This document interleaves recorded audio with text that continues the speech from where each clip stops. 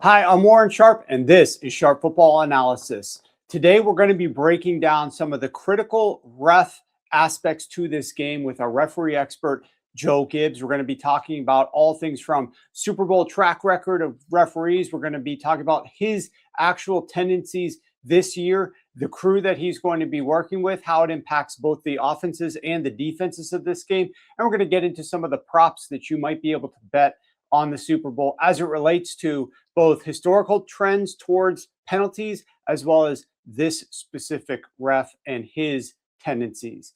In addition, we're going to be talking a little bit about where I'm at on my research for this game, some of the critical injuries that we know of as of this moment, as well as an early forecast for Santa Clara, California, 10 days time from now. It's going to be a great show. Sit back. Let's dig in.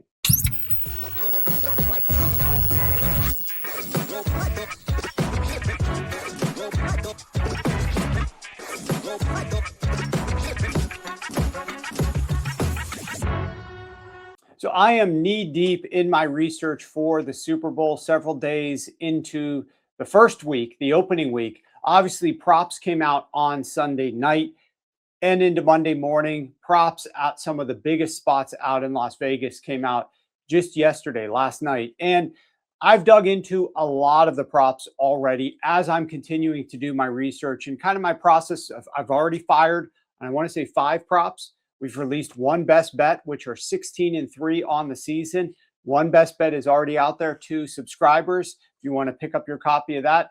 And we're going to be coming out with probably a second best bet next week. But in addition, I'm researching my analysis for my probably 40-page PDF report that I do on the Super Bowl. And some of the big questions that pop up, you're trying to figure out what the game flow might be, what the offensive philosophies might be for each one of these coaches that are going to be designing the offense, that are going to be calling the plays early on in this game. And then you're trying to anticipate how the defenses might react. And that's just from like a play calling and a scheming perspective and a strategizing perspective. Then you get to like what the outcome of the plays will be. What is the result of those schemes? How will the game flow? How might the game be decided? So there's a lot that goes into it, at least from my perspective, when I'm breaking down a singular game like this and I have a little bit more time. Certainly one of the keys to me is going to be how much the Seattle Seahawks are going to attempt to run the football here, and will they be successful when they do choose to run the football? That's going to be one of the biggest deciding factors in this game. Teams that play the New England Patriots average the 3rd highest rate of rushing plays on early downs in the first 3 quarters. That's despite the fact that the Patriots have the number 1 defense against early down run plays in the first half of games. So why are teams running at such a high rate against them? Well, those teams have had bad quarterbacks. The Patriots have faced the number 1 easiest schedule of opposing quarterbacks. The Seattle Seahawks probably like Sam Darnold. They don't love Sam Darnold necessarily. He doesn't instill the same level of confidence as your Patrick Mahomes, your Tom Brady, et cetera, obviously. And so they're going to want to try to stay a little bit balanced with the run game, but do they skew a little bit more pass heavy, or can they have success running the football? Will they try to run the football a lot, even if they're not having success? Will the Patriots push them at all and force them to throw the football a little bit more in this game with the Patriots' own offensive successes? So that's a big question. If the Seattle Seahawks do end up having to pass the football, what type of defense will the New England Patriots be playing? That is going to be a key factor in this game. Obviously, if you look at the season-long trends, you see that the New England Patriots play the number 9 highest rate of man coverage. A lot of people out there with their early analysis are just going to assume that the New England Patriots are probably going to play the 9th highest rate of man coverage, stick right around at 29% snap rate in man coverage against the Seattle Seahawks on Sam Darnold dropbacks. However, a lot of teams, especially later on in the season, have been playing far less man coverage against the Patriots, against the Seattle Seahawks than their year-to-date averages are, because they don't want to play man coverage against JSN or Sam Darnold, because JSN is much worse against zone coverage, because Sam Darnold is much worse against zone coverage. So might they try to figure out a different way to try to minimize JSN's impact on the game, try to play 2 players and roll them to JSN and put Christian Gonzalez on somebody else? Will they try to keep Christian Gonzalez over there on the JSN side? Will they try to man JSN with Christian Gonzalez? All of these things are questions that we're not exactly sure how Mike Vrabel is going to handle his defense, but it is a big question mark, because if this New England Patriots team does play man coverage at the same rates that they've been playing over the course of the season, that is going to lead to a lot of targets to wide receivers.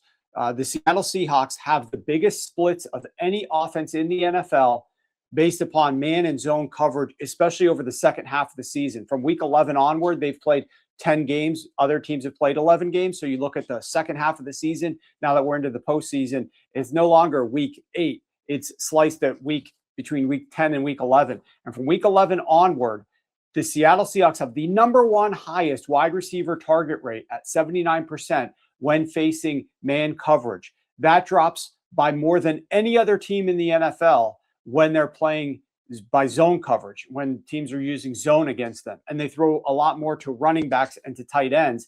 The wide receiver target rate drops all the way down to, I want to say, like 53%, 54%, somewhere in that neighborhood, as opposed to 78%. So it's a massive decline, and that's all going to be dependent upon what defense does Mike Vrabel come with. So a lot of questions of digging into all of this stuff, just continuing to percolate thoughts and ideas. Let's quickly talk about injuries as it relates to the Super Bowl, then we'll hit weather, and then we're going to talk about the referee. As it relates to injuries, the main injury that we've got to deal with here is the discussion about Drake Maye, who landed on his throwing shoulder, was driven into the ground after sliding down and not really sliding the best way, in the best manner, from a body position perspective. And so the defender kind of rolled up on him and jammed his throwing shoulder a little bit into the ground. Drake Maye sat up. There was a lot of video, evidence and people analyzing the video as to how he reacted, what he did, how he walked back to the huddle, what he did the rest of the game from a passing perspective, how he gave high fives after the game, how he shook hands, how he carried bags off of planes. I mean, this is what people are going to do naturally when you've got 2 weeks to prepare. At first, it seemed like it might be just a ghost hunt, there's nothing going on here, nothing to see here, because of the way that he was trying to cover up at times with there being any type of issue. But then there were some very cryptic comments from Mike Vrabel after the game and in the days leading up to the first practice, which is like a walkthrough. And lo and behold, Drake Maye is listed on there as dealing with a shoulder injury. So we're not sure yet the extent of that, but that certainly is the number one complicating factor for the New England Patriots in this game. Naturally, you don't want your starting quarterback dealing with any type of shoulder issue. Sam Darnold is getting better. He was on the injury report too. He's been on the injury report. It seems like, especially after last week's career game that he had against the LA Rams, throwing the football for over 350 yards, 3 touchdowns, like his issue with his injury to his core area in his ribs is on the up and up. But the oblique for him is looking okay. The shoulder for Drake Maye is looking a bit more touch and go until we find out some more information there. So that's one of the main things. I know that there are a couple of other things that we're waiting on. Obviously, one big one for the New England Patriots is that Robert Spillane, still listed on Wednesday as a DMP. He left the game in the first quarter with an ankle injury. He returned to the sidelines with his helmet on after a trip to the locker room, but did not come back into the game. He is a critical linebacker for the New England Patriots defense. In addition, Harold Landry was dealing with a knee issue for much of the season, playing through it. He did not play in the AFC Championship game. He was on the inactive list. He did not practice on Wednesday. What is his status going to be for this game? So those are the 3 biggest players, I think, that are dealing with issues for the New England Patriots. As it relates to the Seattle Seahawks, they're in a bit better shape. Charles Cross, their offensive tackle, did not practice on Wednesday or Thursday ahead of the NFC Championship game because of the foot injury. He did not suffer, that has been disclosed at least, any known setbacks in that game. But he did open the week of Super Bowl practices with a limited session. Ernest Jones, the linebacker for the Seattle Seahawks opened up with a DNP due to a chest injury. So we'll have to watch any status for Ernest Jones. But it looks like the Seahawks right now are in a little bit better position. As it relates to the weather, so far so good from a weather perspective. A couple of days ago, when I was looking at some of the really long-range forecasts, there was the potential for a little bit of rain during the game on Sunday night. But now that's not the case. Current forecast as of the time of this recording, sunny, 60. Remember, the game kicks off at 3:30 West Coast time for all you East Coast people who tune in at 6:30. Sunny, 64 degrees, 4-mile-per-hour winds, 13-mile-per-hour gust, wind non-factor.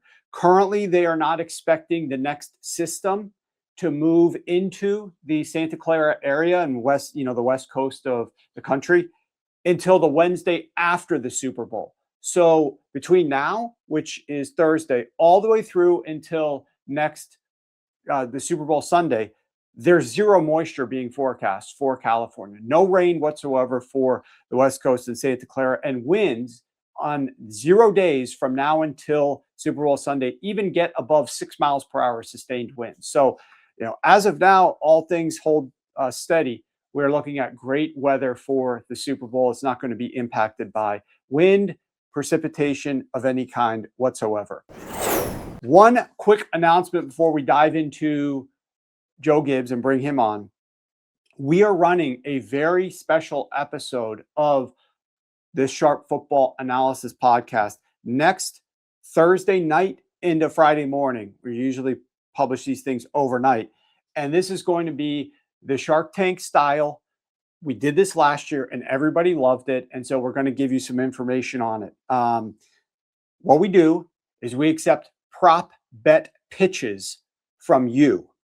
If you're listening to my voice, whether you're watching me or you're just listening on a podcast, you can submit your favorite prop for the Super Bowl to us, and we will analyze whether or not we like this prop, whether we think it's a creative prop, whether we think it's going to win, whether or not we are in agreement or disagreement with it.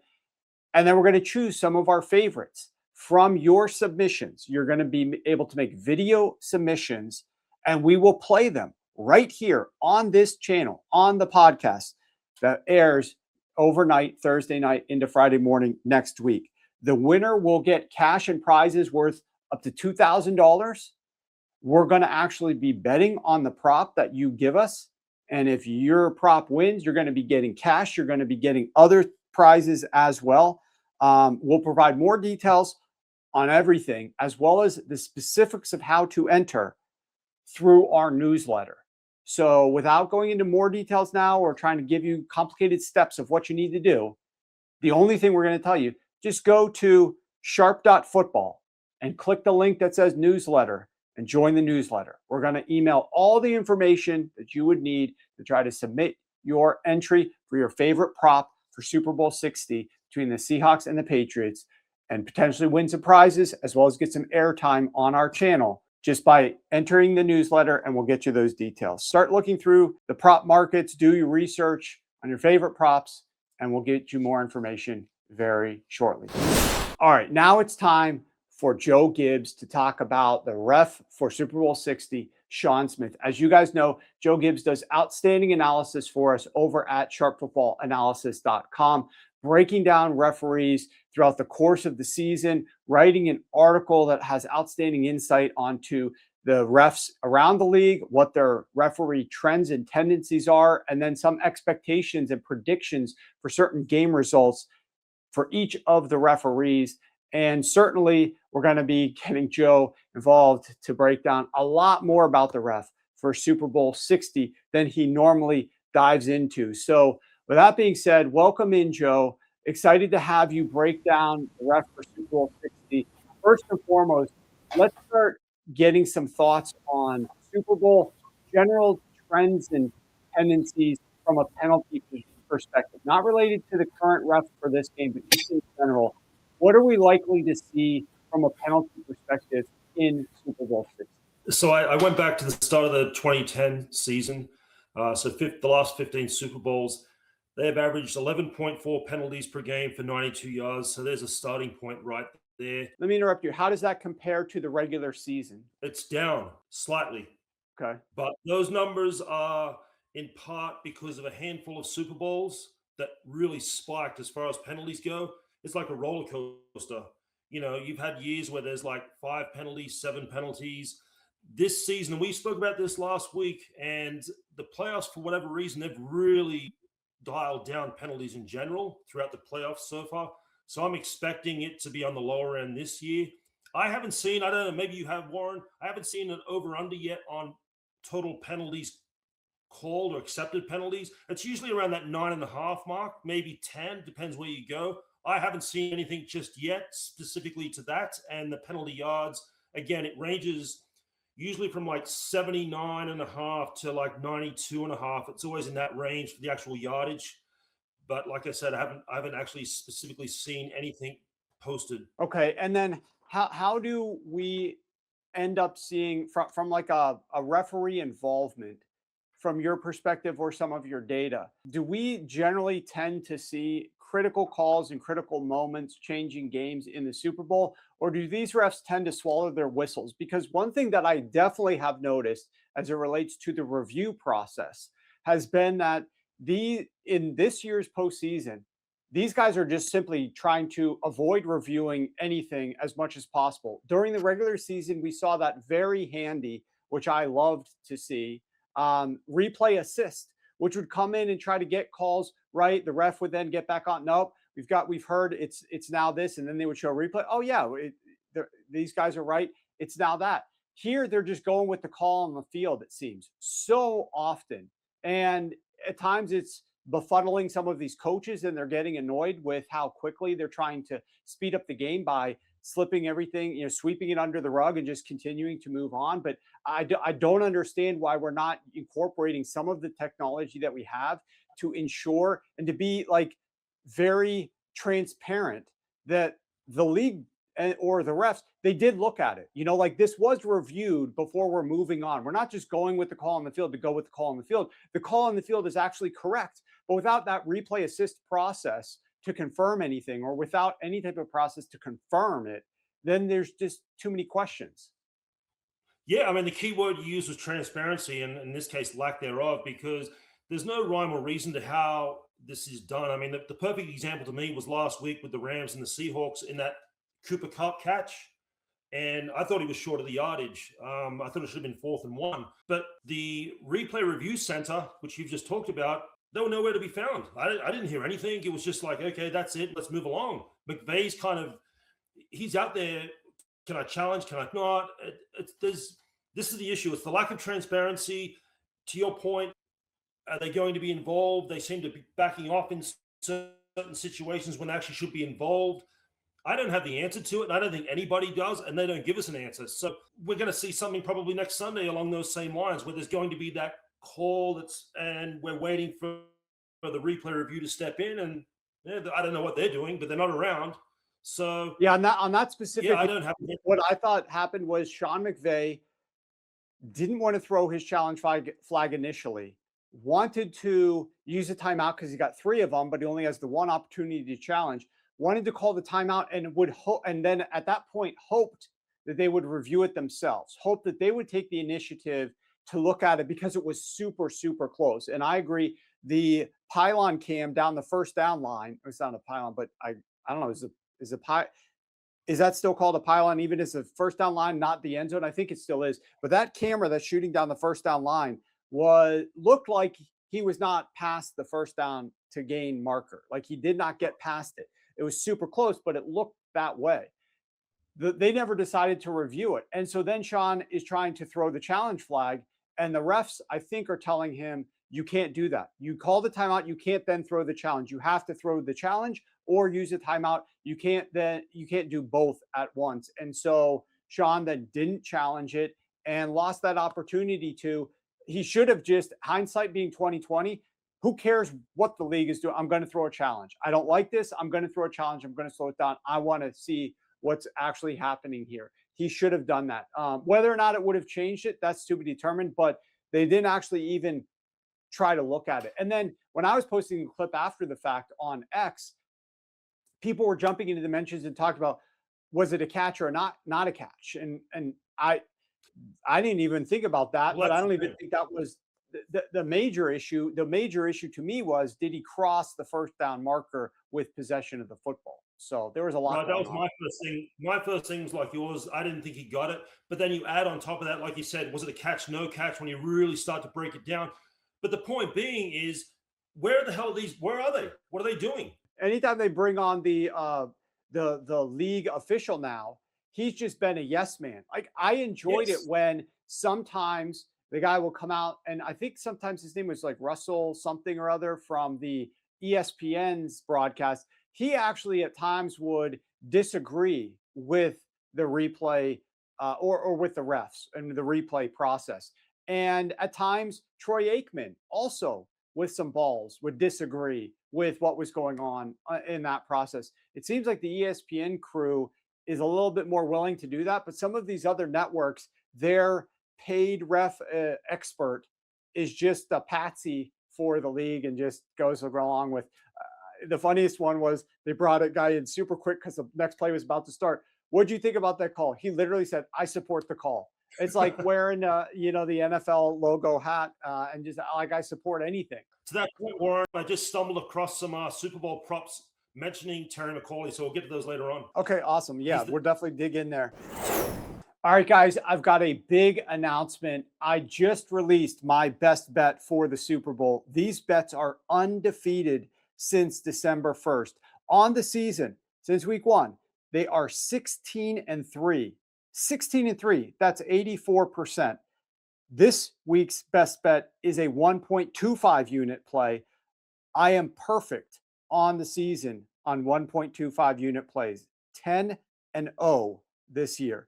I already have 5 total bets live for the Super Bowl, and we're going to continue to release more bets daily as we approach the big game. I want you on board as we close out this outstanding season, so I'm giving you a special deal for the Super Bowl. Right now, you can take $50 off our Super Bowl package when you go to sharp.football or click the link in the description below. With your purchase, you will receive all of my Super Bowl best bets, my 35 plus page Super Bowl report. It's a detailed PDF that will be out at the top of next week, as well as access to all of our exclusive content and much more. A $100 bettor has won over $13,000 betting with us this season, following my betting recommendations since the start of the year. You don't want to miss out on the final betting recommendations of the year. Just go to sharp.football and join for the Super Bowl today. So we talked about how the penalty types and rates drop a little bit. Is there anything else that we should touch on there before we start talking about Shawn Smith? yes, Super Bowl. It's obviously it's a primetime game. It's the ultimate primetime game. So unnecessary roughness gets called at a higher rate on your Monday night, Sunday night football games. Everyone's watching. The commissioner's watching. Well, there's no perfect illustration of that more so than this because the commissioner is actually there. So unnecessary roughness gets called at a disproportionately high rate in Super Bowls. So this is back to 2010, the last 15 Super Bowls. There's been 14 unnecessary roughness penalties called in those games. That's way higher as a per game average than what every other game outside the Super Bowls in those 15 seasons has been. It's like 3 times the rate. So if you see a prop out there, yes or no, will there be an unnecessary roughness penalty? The yes will be plus money. That's something it's worth looking at because historically it does get called at a much higher rate in the Super Bowl. So there's one right there. Roughing the passer, actually, conversely, they don't call it all that often in the Super Bowl. It's only been called twice since 2010. For whatever reason, I don't know. I can't put my finger on it, but they just don't call roughing the passer as much in the Super Bowl. And you will see a roughing the passer penalty prop. They always have it here at the South Point in Vegas. They put it up every year. Usually opens up. The no is minus 150 thereabouts. And by the time the game kicks off, the no is sitting at, minus 300, minus 320. So if you do see a yes or no roughing the passer, bet the no as long as you get that good number early on. Okay, there's a couple of good thoughts from a penalty perspective, and we'll touch on more of Joe's potential prop bets for the Super Bowl at the end here. Let's talk about Shawn Smith specifically. He is obviously on a crew that has officials from all the other crews around the league. but you've had several days now to study Shawn Smith, to study the other officials that are going to be on the crew with him. I want to start by talking about what Shawn Smith's impact is going to be on the offenses of the game from an offensive holding perspective, the penalties that he tends to call against offenses here. Is it something that is above average? Is it below average? What does he end up looking for more than some of the other officials do? How are the rest of his crew going to assist in calling this game? And will we see potentially more or fewer penalties than we might have seen if it was not Shawn Smith on the call? Okay, so Smith on this game with the crew that's been assembled, the best game we can refer to is the Texans at the Patriots in the divisional round. That was Smith on the game as a head referee. That was predominantly the crew we're going to see on Super Bowl Sunday. 5 of those 7 will be there. There's 2 additions. There's one put in from the Hockey League crew, and I think it was one from the Shepherd's crew. But basically, that's what we're going to look at this game through, is the prism of that game, the Texans at the Patriots in the divisional round. So they called 7 penalties that day total. They really let them play. As far as Smith this season, he called the second lowest percentage of his overall penalties by a false start and offensive holding. He ranked 12th for false start, 16th out of 17th for offensive holding. So didn't call a lot on that front. And then as we pivot back to that divisional round game, 0 offensive holding penalties, I think 1 false start. 4 of the 7 penalties resulted in automatic first downs. So it was predominantly calling stuff on the defensive side of the ball, and that kind of fits into his approach in the regular season as well. His crew in the regular season had the highest percentage of their overall penalties resulting in automatic first downs via penalty. Okay, so it was 35%. The league average was about 28.3%. He ranked 3rd for defensive holding and co-ranked 4th for defensive pass interference. And back to that game I mentioned, 3 of the 7 penalties were on defensive pass interference that day in terrible weather, mind you. So those are a couple of things to keep an eye on. As far as the makeup of the crew, defensive pass interference is the one thing that stood out to me when I looked at the back end of the crew. You got a Hockley, a Sheffers, and it was an Adrian Hill crew member. I'm pretty sure that's who it was. Those 3 on the back end. They ranked 2nd, 3rd, and 4th, respectively, calling defensive pass interference. Okay, so there is, at least on the surface, a higher likelihood with these guys than most that they will call it. Offensive holding, there is an Alex Moore crew member in that front 4 with Smith, but he was on the game in the Patriots and the Texans, and they didn't call anything that day. And actually, I want to point out the Patriots stuff. The Patriots had 3 playoff games so far. They played the Chargers, the Texans, and the Broncos. Those 3 defensive units all ranked in the top 10, generating offensive holding penalties on their opponents in the regular season. The Patriots have had 0 offensive holding calls in those 3 games against those 3 defenses. So there has been a decline in offensive holding. We spoke about it last week. They just don't call it. And so I expect that to continue on Super Bowl Sunday for both teams. And so that's something to keep in mind. I think it helps the offenses in theory. This is another thing that's interesting. I went back the last 15 years. 3rd down penalties. Any game outside the Super Bowl, 47.4% of 3rd down penalties are assessed on the offensive side of the ball. And that's average. Like this year was about 49%. It's always in that high 40s on the offensive side of the ball. In the Super Bowl games specifically, just 23.4%, I think it was, on the offense in the Super Bowls on 3rd down. So keep that in mind. So fast forwarding to this year, what do you know? The two of the best refereeing crews not calling offensive penalties on 3rd down. Shawn Smith called the second lowest percentage of offensive penalties on 3rd down, is about 44%. And the Alex Moore crew, who is in there on the front of the lines there with him, they ranked the 3rd fewest. So let me interrupt you right there. When you are saying that stat, are you saying that they are calling fewer penalties on 3rd down, or they are calling a higher rate of 3rd down penalties on the defense as opposed to on the offense, thus more likely to result in first downs? And specifically as it relates to the Super Bowl, if that's the case, I see you nodding, then that means Super Bowls, while regular season are seeing 47 to 49% of 3rd down penalties being called on the offense, Super Bowls, you said 23%, of third down penalties are called on the offense. Thus, 77% of third down penalties are being called on the defense. So we are seeing more first downs via penalty at a higher rate, not necessarily from a volume perspective because penalties are down overall, but a higher rate of first downs will be given via penalty in the Super Bowl as compared to the regular season. That's all accurate from what you've shared, right? Yep. Let me just correct that. I said 23%. It's actually 28.5% call on the offense in the Super Bowl. Like, if that's still Okay. significantly lower than the average over that time. Yes, and it stands to reason. We spoke about this in the playoffs in general. The league wants an aesthetically pleasing contest. They don't want to get bogged down with offensive holding, number 67, and everyone walks back 10 yards. So it stands to reason that on those money downs, the third downs, high leverage moments, they're going to provide leeway to the offensive side of the ball because they want a highly watched product that is aesthetically pleasing. So it stands to reason. So keep that in mind. They're going to call less penalties on the offense on third downs, and this crew is predisposed to doing that anyway. So keep that in mind for Super Bowl Sunday. So if you're advising one of these teams, then what you should be looking to do, especially if you couple what you've just shared there with what you shared a moment ago, which is that Hockley and somebody else, that some of their refs are in working the secondary and are going to be calling they're more predisposed to calling pass interference than some of the other crews.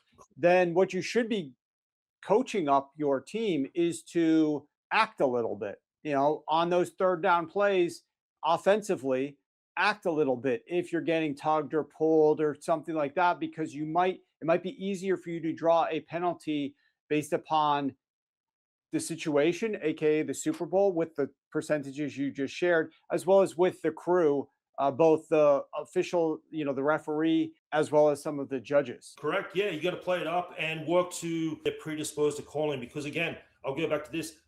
The makeup of this crew, Alex Moore, Shawn Hockley's in there, or one of their crew members, and Shawn Smith.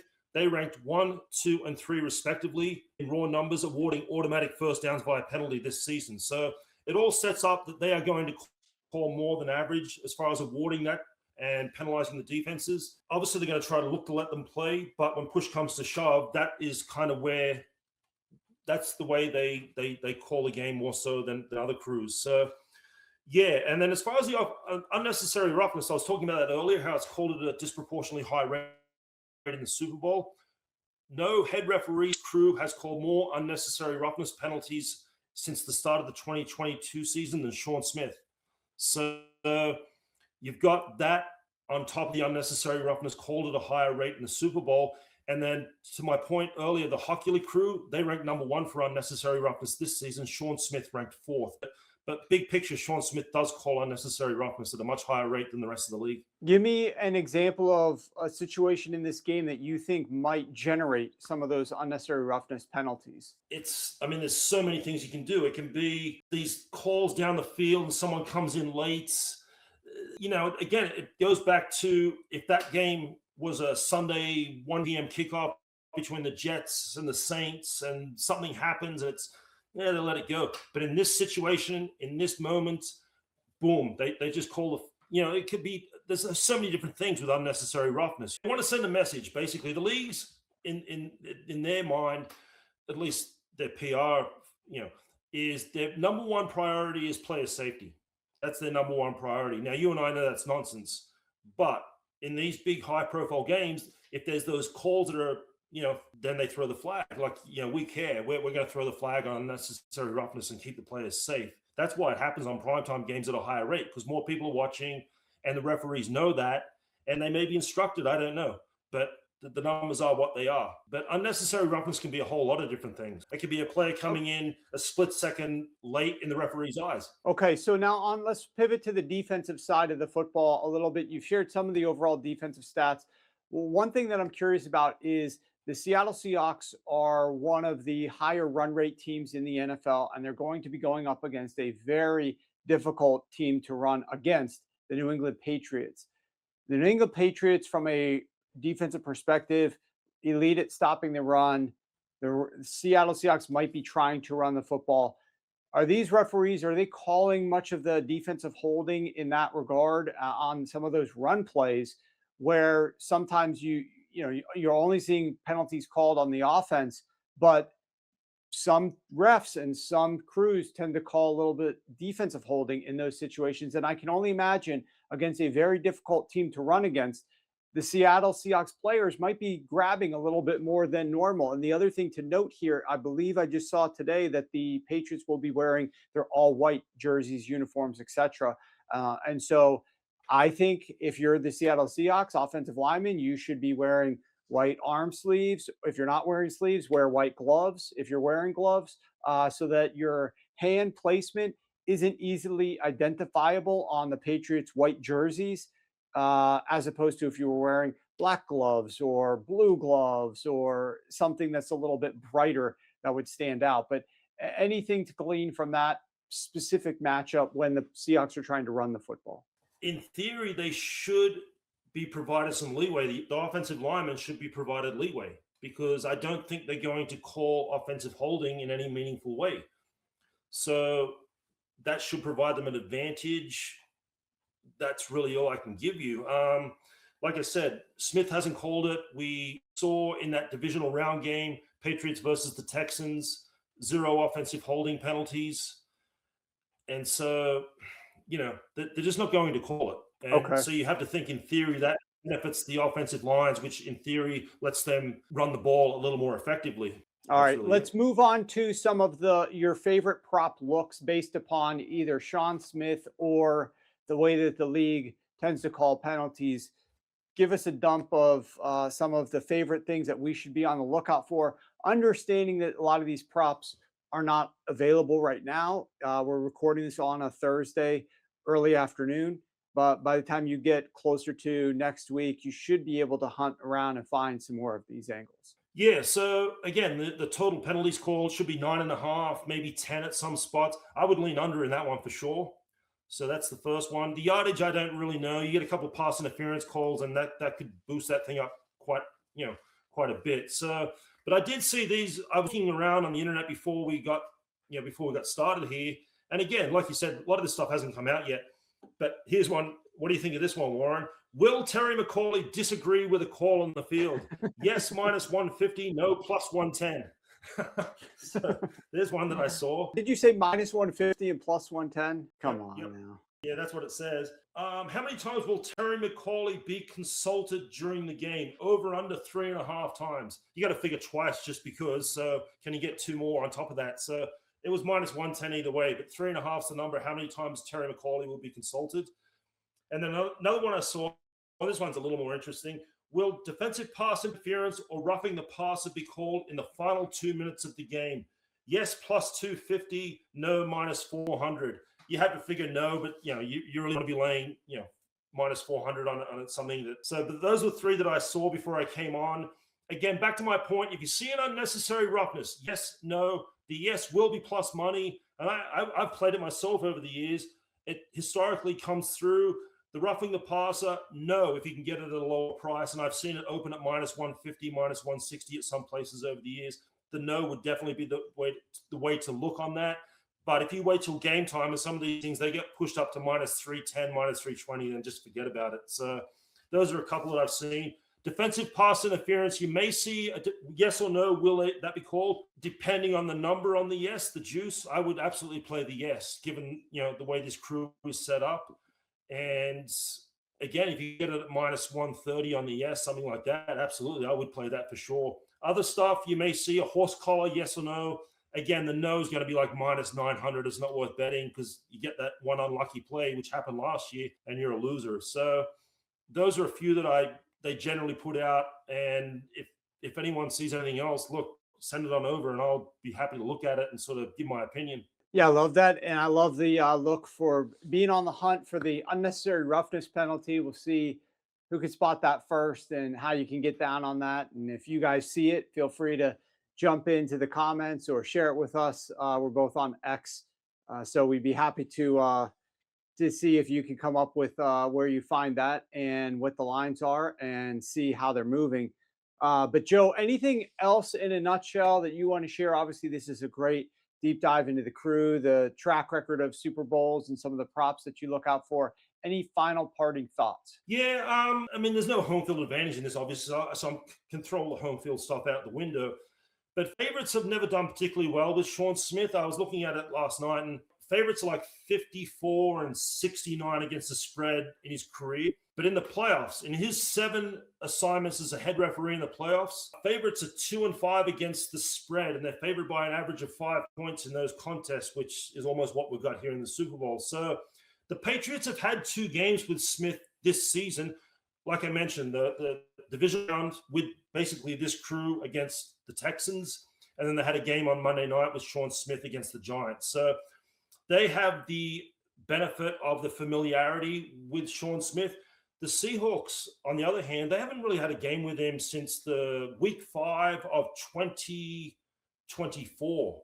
So we're almost 2 years removed from that, and they lost at home with Shawn Smith versus the New York Giants. So the Seahawks had no exposure to this season, whereas the Patriots, this will be their 3rd game in like 9 weeks, 9 weeks with Shawn Smith. So from that angle, the Patriots have the advantage. Favorites have not performed well with Shawn Smith over the years. And that's really it. I mean, I'm just hoping for a good game. Personally, I have no connection to either of these teams. And if we can get, the last time these 2 teams met was Super Bowl 49, Patriots Seahawks. If this game can be half as epic as what that was, then we're in for a hell of a game. 100%. That game was absolutely memorable, coming down to the very, very, very end of it. Very memorable for a lot of the people involved, and those of us betting it, watching it, etc. So I don't disagree. Hopefully this is a compelling game, one that piques our interest, one that cashes a lot of tickets for us. That's the most important thing here. I'm happy to watch a 13-3 game, Joe, if I'm cashing a lot of tickets at the end of it. But that's the whole reason that you do bet on these things. That's the whole reason that you do have a gambling element to it, is because it can turn any game, any situation, any play into something that's intriguing or interesting that then personally impacts you as it relates to your financial bottom line. So that's what makes a game like this so enticing or intriguing, is because not only can you bet on a lot of the same things that you could bet on during the season, obviously sides and totals and some of the general player props, but you can bet on things like unnecessary roughness penalties, number of total penalties, penalty yardage, things like that, that they don't necessarily line for the vast majority of games. So with that said, it's been great hearing from Joe one last time this season, breaking down games for us. Obviously this one, the biggest one of them all, the Super Bowl, but we've really enjoyed talking to you over yet another season, Joe, and we wish you well. Enjoy this game. Have a great off season. Get a little bit of R&R, some vacation time in. We got plenty of time to turn the volume down on the NFL. We'll over here at Sharp Football Analysis still be cranking with like our draft prep with Ryan McChrystal and some of the other things. But from a referee aspect, go enjoy some free time, Joe. Great. Thanks, Warren. Good luck in the Super Bowl. All right, guys, that was Joe Gibbs, one of the best in the business as it relates to trying to be predictive about the referees before the game happens. Always enjoy talking to Joe. And this was our referee preview show for Super Bowl 60. We'll be back next week with multiple shows on this channel. We will also be breaking down some of our favorite prop betting angles and some of the other angles that we think are important for this game in standalone videos over on YouTube. So make sure that you're subscribed over on YouTube, where you can get all of that great information from us. We're going to have a big 3-man episode with myself, Rich Rebar, and Ray Summerlin next week, middle of the week, where we're sharing our favorite angles for the Super Bowl and breaking the game down in great detail. Then we're going to be coming back with that prop contest for you guys. So make sure that you are able to check that out and join the newsletter over at sharp.football. That is how you're going to get more information on the prop contest, what the rules are, how to submit your favorite prop, when we're going to decide who is going to make the final cut to be on the show with us on the show we publish next Friday. So a lot of things in store. One more week ahead, big one. for us over here at Sharp Football Analysis. Hope you join us. Good luck. We'll talk to you soon.